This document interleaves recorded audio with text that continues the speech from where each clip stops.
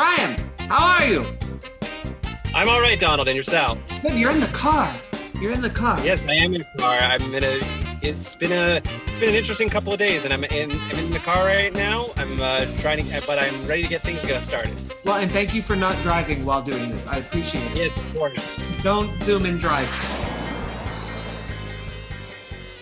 I want people to get to know you and your mind. If animals could talk, which one would be the rudest? Probably a skunk. And I agree. I mean, come on, they spray people when they're upset. They make you smell. They make you have to take baths in tomato juice afterwards. Come on. Yeah, they're what kind of animal would do that? Right. Yeah, they're the assholes of the animal community. I agree. Oh yeah.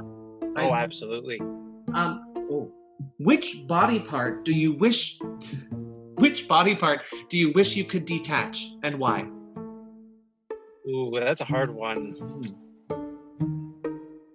I guess maybe my eyes. Oh. Because that way if something's very far away and I'm like, oh, I can't read that. Oh, that's what it says. And then just put it right back.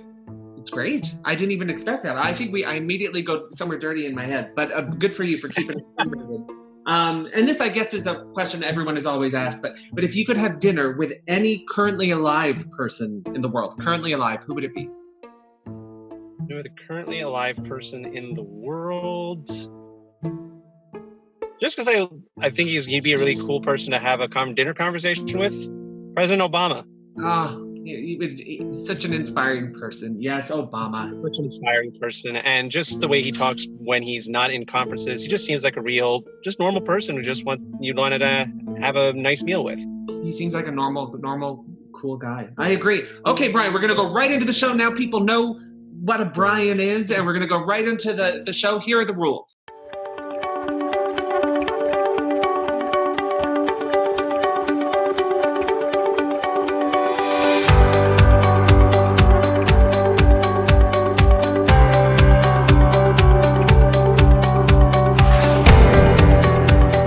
Here we go, Bryan. So the first statement is, a chicken lived without a head for 18 months.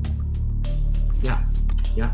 That's number one. Number two, women, I guess it could be other than, anyway, it's from a news headline. Anyway, women are being killed by sniffing poisoned perfume samples. And, yeah, I know, it's shocking. The Titanic, the third statement, the Titanic was sunk on purpose.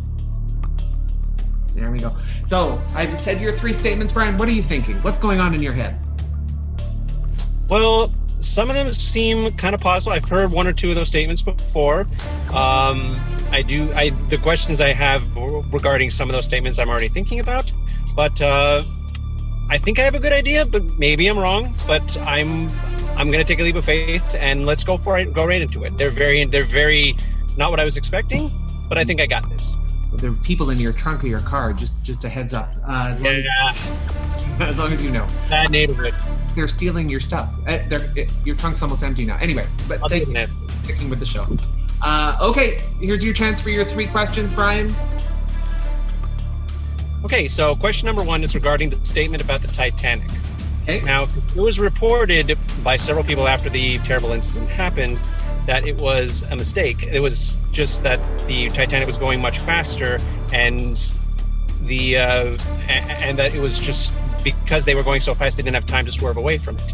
Now, with that being the sense, and with all these different reports about it, and even the movie being made about it, because we all know biopic movies, they never lie at all. No. But so what is the basis of them deciding that statement? Well, apparently, J.P. Morgan, who's a huge banker, right? He was supposed to be on the Titanic, and he canceled the night before. He had a whole suite named after him and everything like that. And there was a lot of rich people in the banking community he got to go on the ship. And then by sinking it, it was advantageous for him. And he was also the financier. So that's where that comes from. Yeah. Okay.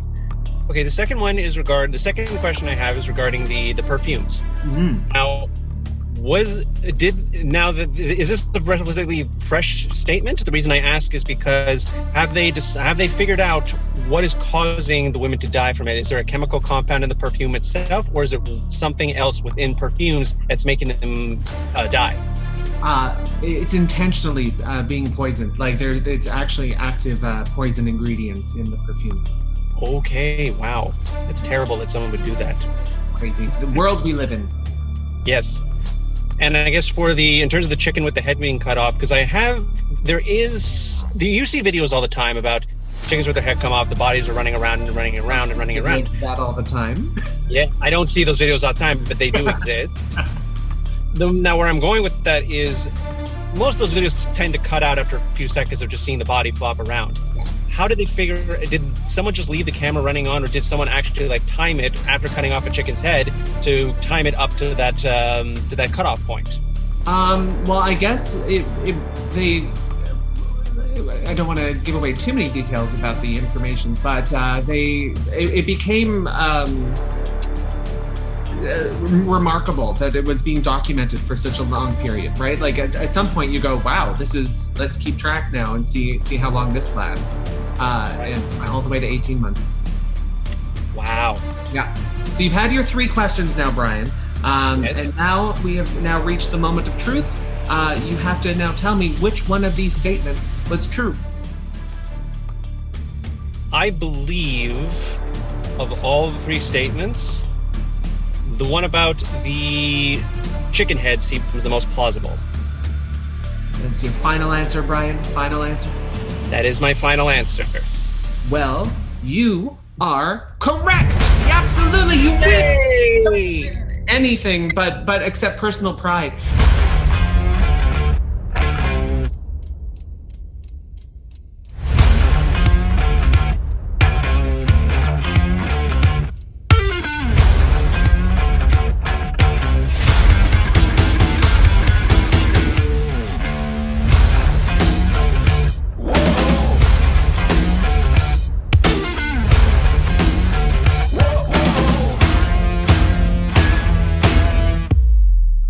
I guess they just wanted to see how long it could last.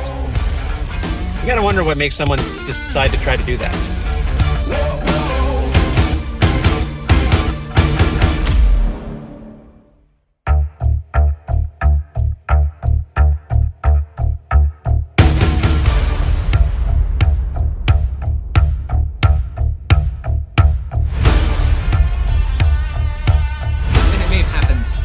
Something, but it's not something like don't sniff perfume samples, ladies.